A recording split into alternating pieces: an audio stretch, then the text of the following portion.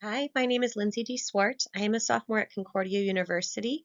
My career aspirations include starting my career as a project manager for a nonprofit sector, using green materials and equipment, just to kind of reintroduce that there are different ways we can do things that maybe aren't the norm that can still benefit our earth and our structures.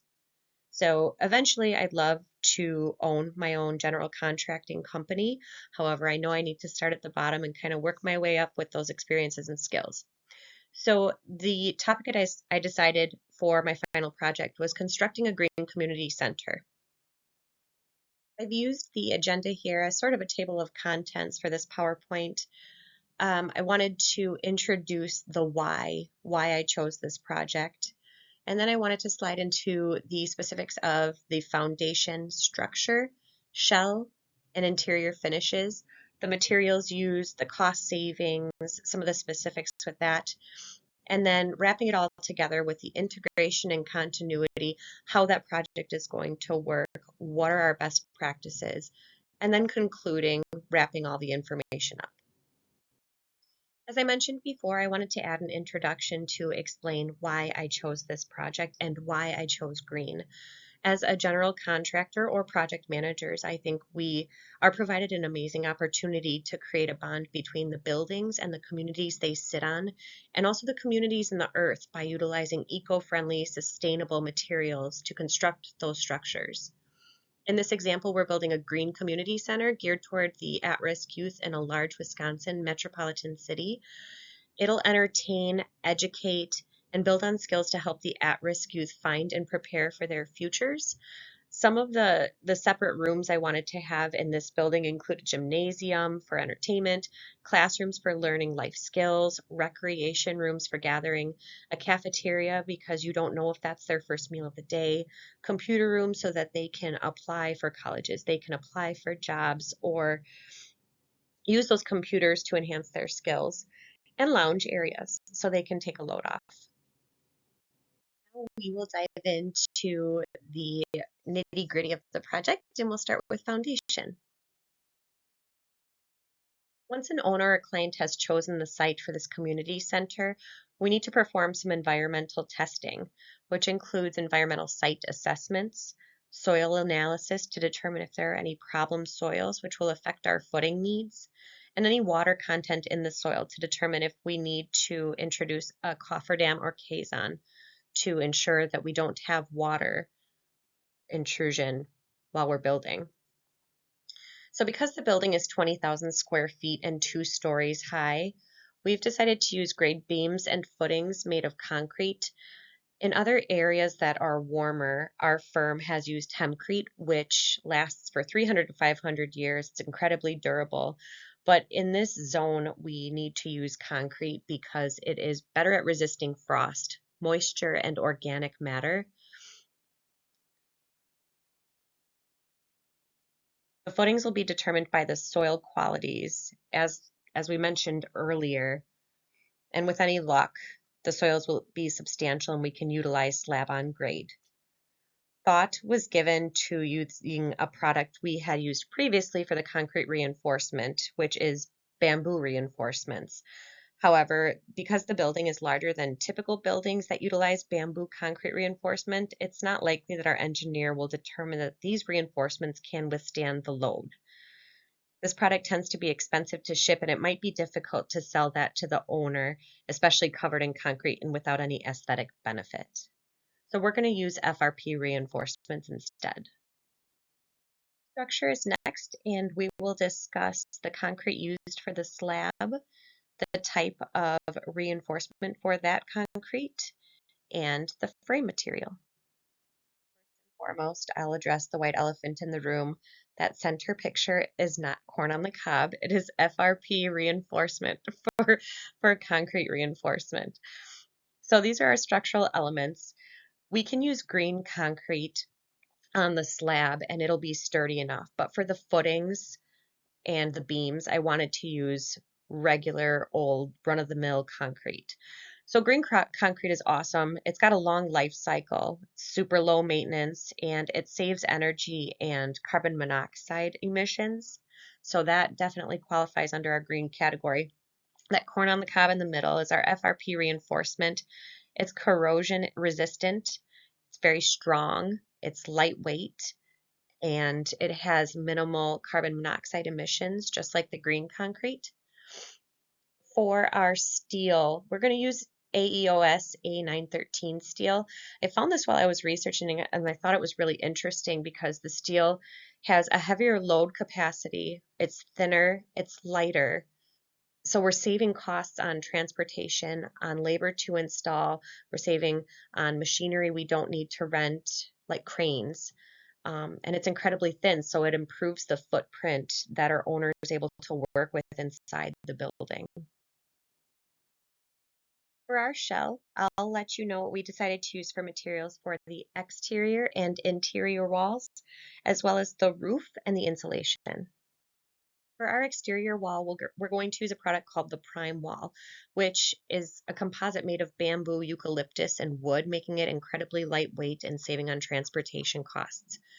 There's a 90% thermal bridge saving and an increased R value of almost 10 points in comparison to the more traditional methods and materials. And it's shipped to site pre-manufactured and cut, including MEP maps, which cuts down on a ton of labor for our subcontractors and for our superintendents and their staff. The interior wall is going to be made of a local composite wall. It's made right here in Wisconsin, and that's going to cut down on some transportation costs. It is international building code and fire compliant and also water resistant. And it's very lightweight, again, cost savings. We're going to use super insulation, which will decrease the thermal bridge even more.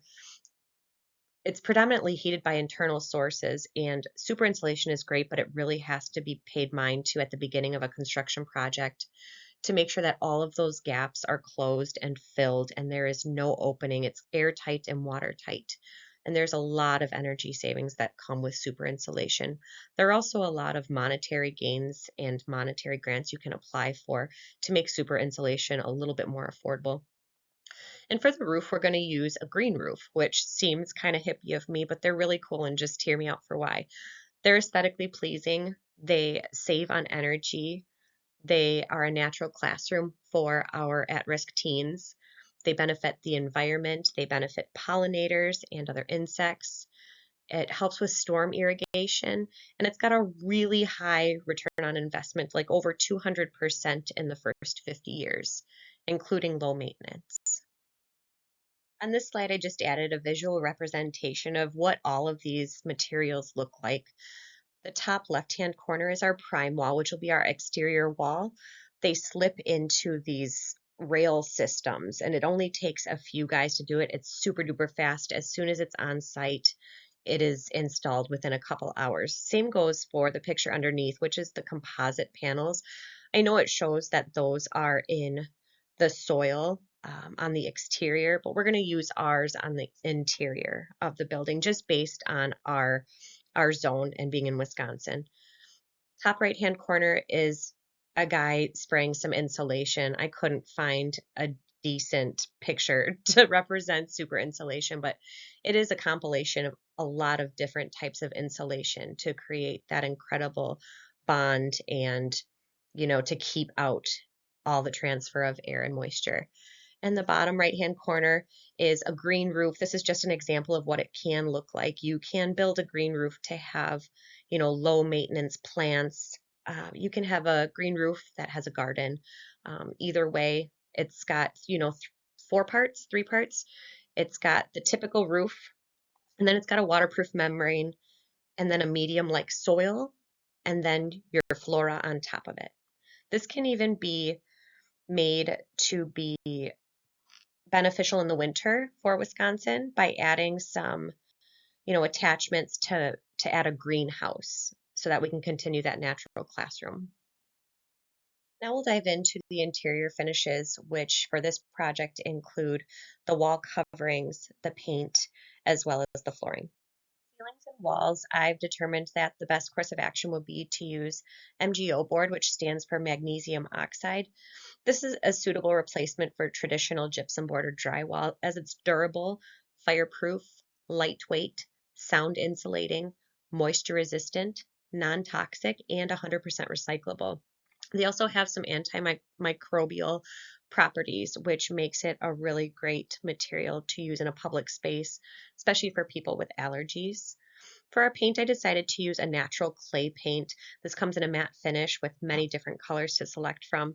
It reduces the buildup of moisture. Again, that's going to be a cost savings for our owner in the future if we continue adding all these products that are, moisture resistant. They're going to have less of a chance of having mold buildup within their walls. It increases the air quality as well, and it radiates better light because of the matte finish. Our carpeting, I kind of looked into this and I was really surprised. I found that you can rent recycled carpet for your business, and should that carpet become damaged, you can return it and they'll replace it with a different carpet. So you can continue having a modern carpet that's recycled and good for the environment while still maintaining a modern aesthetic in your building. It reduces impact as well as reducing noise. And I think that's really important in a community space like this because there are going to be people that need a little bit of privacy, and this will just help with that privacy. For other spaces that don't require privacy, I wanted to use a bamboo flooring, which is easily maintained, it's environmentally friendly, and it's durable. Integration and continuity, how we're going to get all of this rolled up into one. As a project manager, we have a responsibility to almost be the babysitter or the mom of any construction project. We keep it rolling from start to finish. That includes the schedule and any changes that may arise from the schedule, communication with the owner, respecting their funds, respecting their education, and making sure they're up to date on what's happening in their project. Communication with our subcontractors is probably the highest priority as we're a team, and our team needs to be communicated with and up to date on everything going on with the project. If there are any scheduling changes, any change orders. Our operation and maintenance manual is also going to be really important for this project in specific because a lot of these materials that we're using might be new for the owner and they might be new for the janitorial service that they're using to help clean the space. So we need to make sure that our operation and maintenance or O&M manual is complete and comprehensive. The materials that we've used are incredibly lightweight. They're sustainable, and we've done a great job at finding a cost savings, even if the material is a little bit higher in cost. We've saved with transportation and labor.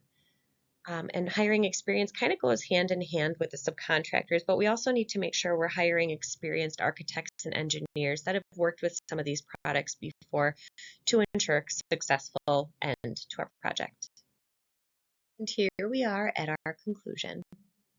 Throughout this project, we've used an earth-friendly approach and a team of skilled, dedicated professionals, and we have created a community center for this Wisconsin metropolitan area. The center is both aesthetically pleasing, good for our environment, and it'll house the development of at-risk teens for many years to come. I found a quote that I thought was perfect for this project by Sandy Wiggins. Green building is not about buildings, it is about people.